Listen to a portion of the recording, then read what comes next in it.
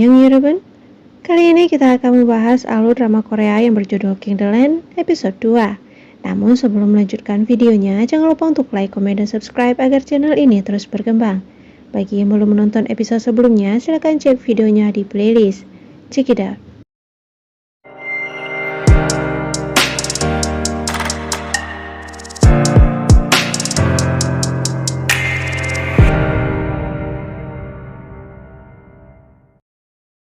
Karena malu, Sarang akan mengantarkan ponsel tersebut.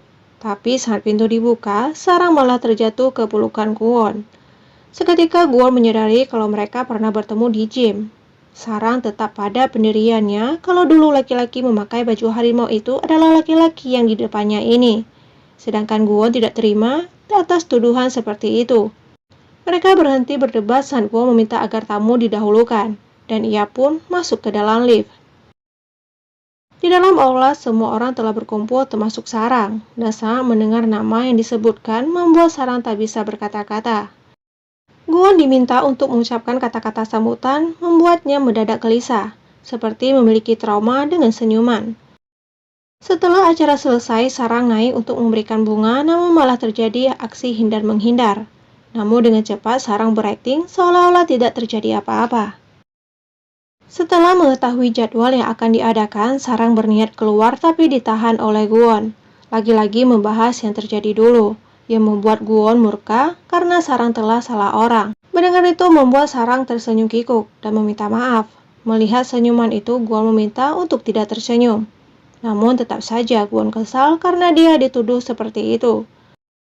Di dalam sebuah pesawat menampilkan seorang laki-laki menyerahkan mantel untuk disimpan.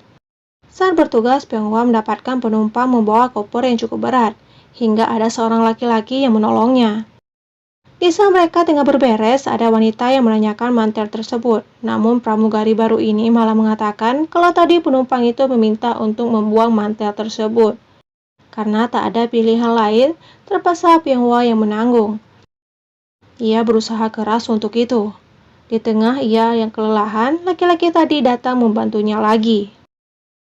Pano kemudian mengajak Sarang sebagai perwakilan pegawai untuk ikut makan bersama. Di acara itu ia juga mendapatkan tuna yang harga selangit. Acara selanjutnya dibuka oleh ayah Kwon, namun malah Sarang membuat semua orang menghadap ke arahnya. Bu Gu menjelaskan kalau Sarang adalah staf terbaik mereka. Setelah Sarang memberikan kata-kata untuk acara itu, ayah Kwon meminta Sarang agar juga diberikan tuna tersebut. Dan kata-kata sambutan dari Kwon yang paling penting adalah bahwa ia akan membuat peraturan dilarang senyum terpaksa. Setelah mendapatkan ikan tuna itu, Sarang berniat untuk pergi dari sana dan Kwon melihat itu. Di dalam bis, kepala tuna itu terbang bebas karena ada mobil yang tiba-tiba berhenti yang membuat semua terkejut. Saat berada di rumah, mereka tak berani untuk mengolah tuna tersebut karena takut, hingga Daul datang. Namun saat tahu berapa harga tuna itu, membuat mereka terkejut. Sarang mengambil sebuah buku lalu mengingat masa lalunya bersama sang ibu. Suatu saat nanti, ia akan bekerja di hotel. Daul yang baru datang mendapatkan kejutan karena posisi barunya. Namun kebahagiaan rekannya itu sirna saat Daul ingin menghilangkan tradisi untuk anak baru, yaitu memberikan makanan siang dengan terpaksa mereka pun setuju. Sedangkan di lobi hotel ada yang meminta untuk menaikkan kamar hotel dengan secara gratis, namun Sarang menolak. Kejadian itu dilihat oleh Kwon. Ia meminta agar orang-orang yang tak tahu malu berhadapan dengan Sapam, lalu diusir yang membuat wanita itu marah besar. Lalu Kwon meminta Sarang ikut dengannya. Di ruangan, Kwon mempermasalahkan hal tersebut karena Sarang terlihat tak melawan. Namun peraturan yang telah petinggi tetapkan tak bisa ia bantah. Dengan mendadak Pano meminta Sarang untuk mewawancarai Kwon, namun Pano tak mudah untuk membujuk Sarang agar mau.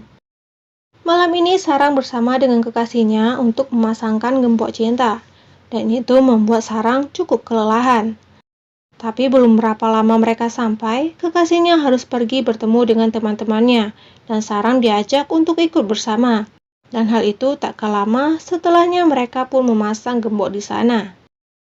Saat bertemu dengan teman-temannya, kekasihnya itu lupa waktu, sampai membuat Sarang pulang sendiri karena terlalu kesal. Di ruangannya, Kwon mencari data tentang pegawai Han Min-soo, namun tak menemukannya. hingga Guwon pergi ke suatu tempat, begitu juga dengan Sarang. Di bandara, Guwon seperti tengah menunggu seseorang. Ternyata tak lama kemudian, Sarang datang yang membuat Guwon terpesona. Karena terciduk, Guwon malah seolah-olah marah dan meminta untuk membawakan kopernya. Namun koper tersebut malah membentur kepala seseorang. Namun semua itu dapat diatasi dengan selembar cek. Sebagai balasannya, Guwon pergi meninggalkan keduanya dan ke hotel sendiri. Begitu sampai, Sarang takjub dengan keindahan di sana. Tiba-tiba ayahnya menghubungi mengingatkan agar ia melakukan promosi dengan baik.